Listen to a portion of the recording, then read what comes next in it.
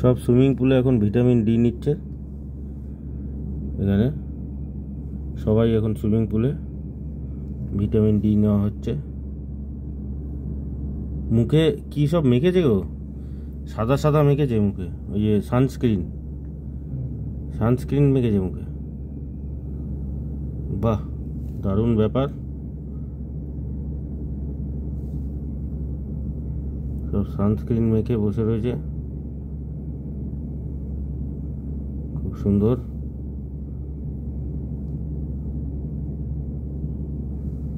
বাহ বাহ বাহ, খুব ব্যাপার সুন্দর, ভালো।